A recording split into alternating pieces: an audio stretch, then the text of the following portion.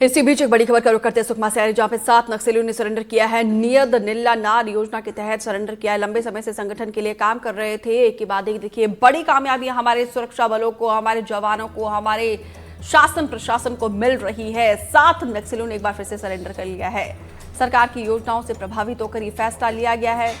लंबे समय से ये नक्सली संगठन के लिए काम कर रहे थे, उनकी सक्रियता थी, लेकिन यहाँ पर देखिए एक के बाद एक जिस तरीके से सरकार की कोशिश है कि नक्सली जो है मुख्य धारा से जुड़े, इसके लिए उनकी कोशिश में रंग लेकर आ रही है। और ऐसे में यहाँ पर देखिए 7 नक्सलियों ने सरेंडर कर लिया है।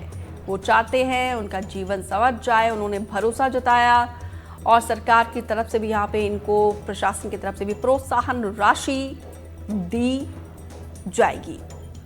25-25 हजार रुपए प्रोत्साहन राशि दी जाती है। जो नक्सली मुख्य धारा से जुड़ना चाहते हैं, वो चाहते हैं कि एक आम लोगों की तरह खुशहाल जीवन जिए।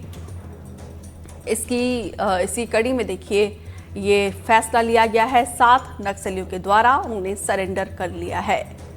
बड़ी उपलब्धि हमारे सुरक्षा बलों के लिए। देखिए जिस तरीके से वो कन्विंस कर रहे हैं नक्सलियों को, बता रहे हैं कि मुख्य धारा से जुड़ो, वही आपका एक शांतिपूर्वक जीवन है जिसमें वो अपने घर परिवार का भी ध्यान रख सकते हैं, क्योंकि सरकार की तरफ से ऐसे तमाम योजनाएं चलाई जा रही है नक्सलियों को मुख्य धारा से जोड़ने के लिए।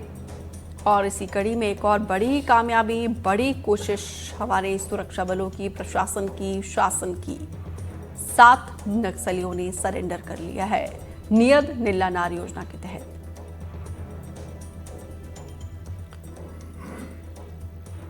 तो 7 नक्सलियों ने नीला नार योजना के तहत सरेंडर कर लिया है।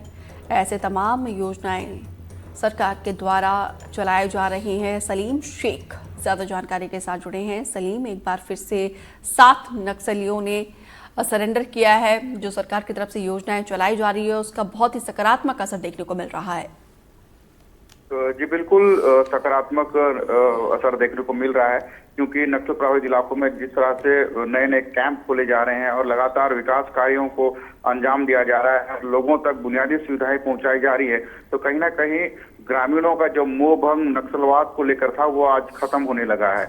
और नक्सलियों के संगठन को छोड़कर अब ग्रामीण पुलिस के समक्ष सरेंडर कर रहे हैं और मुख्य धारा से जुड़ने का इच्छा जता रहे हैं। जिस तरह से आज एक महिला समेत 7 माओवादियों ने नक्सलवाद को छोड़कर पुलिस के समक्ष सरेंडर कर दिया है। तो बताया जा रहा है कि लंबे समय से ये माओवादी नक्सली संगठन में रहकर नक्सलियों के लिए काम कर रहे थे, नक्सलियों के रेकी करते थे, उनके लिए भोजन की व्यवस्था करते थे, नक्सलियों तक पुलिस सुरक्षा बलों के सूचनाएं पहुंचाने का काम करते थे। लेकिन जैसे ही पुलिस उन इलाकों तक पहुंची और जैसे इस विकास कार्यों को अंजाम दिया जा रहा है, इससे प्रभावित होकर आज उन्होंने नक्सलवाद छोड़कर सरेंडर कर दिया है। क्योंकि सलीम देखिए यहाँ पे सरकार की तरफ से जो योजनाएं दी जा रही है और उसका भी यहाँ पे इनको दिख रहा है कि उस योजना से कितना फायदा होने वाला है, और उसी योजना से कहीं ना कहीं उनको लग रहा है कि उनका जीवन अब संवर जाएगा, वो शांतिपूर्वक जीवन जो है आगे व्यतीत करेंगे।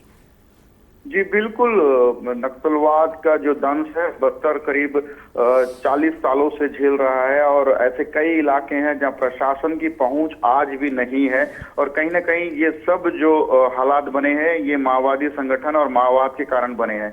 तो आज जिस तरह से पुलिस और सुरक्षा बल और जिला प्रशासन जिस तरह से आगे कदम बढ़ा रहा है और माओवादी संगठन के जो इलाके महफूज माने जाते थे उन इलाकों तक अब पुलिस प्रशासन की टीम पहुंच रही है, उन लोगों तक अब 2 वक्त की रोटी का इंतजाम हो रहा है। तो कहीं ना कहीं ग्रामीण भी अब नक्सलवाद को छोड़ने की इच्छा जता रहे हैं और लगातार गांवों को छोड़कर शहरों तक पहुंचकर अपने आप को समर्पण कर रहे हैं। कहीं ना कहीं ये जो ग्रामीण है, बस्तर के ग्रामीण है, इन्हें कहीं ना कहीं माओवादियों के दबाव में आकर ये संगठन के लिए काम कर रहे थे। जैसे ही अब तो प्रशासन की टीम पहुंच रही है, प्रशासन शासन की योजनाओं को उनको लाभ दिया जा रहा है, तो ये प्रभावित हो रहे हैं। उन्हें अब समझ में आ रहा है कि सरकार उनके लिए क्या क्या योजनाएं संचालित कर रही है। लंबे समय से उन्हें उन योजनाओं की जानकारी नहीं मिलने की वजह से ही कहीं ना कहीं ग्रामीण माओवाद संगठन में जुड़ गए थे। अब उनकी आंखें खुल गई हैं। बिल्कुल, सरकारें भी अब अपनी बात पूरी तरीके से पहुंचाने में सफल हो रही है और जिसका रिजल्ट भी सकारात्मक तौर पर सामने आ रहा है।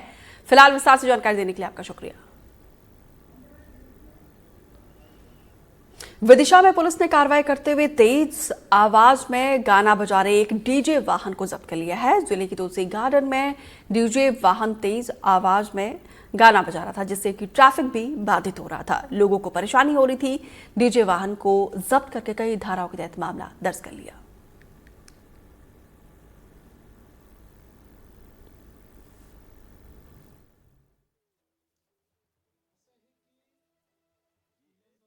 वरिष्ठ अधिकारियों के द्वारा जारी निर्देश की 10:30 के बाद कोई डीजे या लाउड साउंड नहीं होगा शहर में। उसी संबंध में टीम लगी हुई थी। टीम को सूचना मिली कि ये अहमदपुर चुंगी नाका वाले रोड पे एक डीजे काफी तेज आवाज से डीजे बजा रहा है, जिसमें काफी साउंड लगे हुए हैं निर्धारित मात्रा से ज्यादा। और उसके बाद उसका वीडियो बनाकर डीजे को जब्त किया गया है और डीजे चालक के विरुद्ध 285 भारतीय न्याय संहिता 7/15 कोलाहल अधिनियम का प्रकरण पंजीबद्ध किया गया है। गरियाबंद से खबर है, जहां पर नेशनल हाईवे पर ग्रामीणों और वन विभाग की सक्रियता के चलते लकड़ी से भरा हुआ एक ट्रक जब्त कर लिया गया है। संदिग्ध ट्रक सेमहर लकड़ी से भरा हुआ था। जैसे ही ग्रामीणों को शक हुआ, उन्होंने रोकने की कोशिश की, लेकिन चालक ने रफ्तार बढ़ाकर वो भागने लगा। उसके बाद ग्रामीणों ने यहां पे सतर्कता दिखाते हुए भिरालाट गांव के पास नेशनल हाईवे पर जाम लगाकर ट्रक को रोका। वन विभाग को सूचित किया। वन विभाग की टीम मौके पर पहुंची, जांच शुरू की तो पता चला कि ट्रक गीली लकड़ियों से भरा हुआ है और परिवहन पूरी तरीके से अवैध है। फिलहाल ट्रक को जब्त कर लिया गया है। हर एक एंगल से प्रशासन की टीम जांच कर रही है।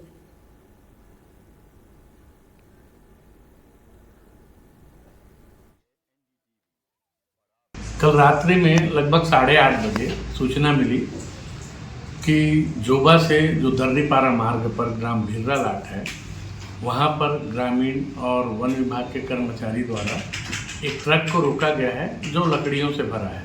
वहाँ पर देखा गया कि ट्रक में सेमहल का गीला लकड़ी लगा हुआ है। उसके पश्चात जो वाहन चालक है उनसे पूछताछ किया गया कि इसके संबंध में जो कास्ट परिवहन कर रहे हो कोई दस्तावेज है क्या, तो उनके द्वारा किसी भी प्रकार का दस्तावेज प्रस्तुत नहीं किया गया। तो हमारे जो कर्मचारी है उसको जब्त कर वन परिसर गरियाबंद ले आए हैं और उसमें जो छत्तीसगढ़ अभिवहन वनोपज नियम है 2001 संशोधन 2022 के तहत नियमानुसार कार्रवाई किया जा रहा है। कांकेर के कोदागांव में पहले से ही तेंदुए के डर से लोग डरे हुए थे, सहमे हुए थे। तेंदुए ने गांव के एक युवक को अपना शिकार बना लिया। उसके बाद से लोगों का डर और ज्यादा बढ़ गया है। बताया जा रहा है कि द्वारका भुआर्य शाम के वक्त घर से बाजार के निकला था, लेकिन शाम बीतने के बाद घर नहीं लौटा। अगले सुबह युवक की तलाश की गई तो सड़क किनारे उसके कपड़े चप्पल के साथ घसीटने के निशान भी दिखे।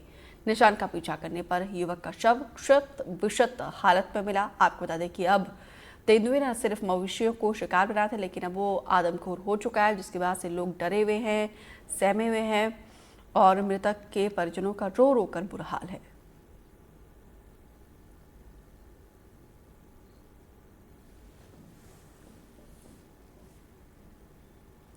धमतरी जिले के मडेली गांव में जंगलों में झाड़ियों के बीच 65 साल की बुजुर्ग महिला का शव मिलने से सनसनी फैल गई।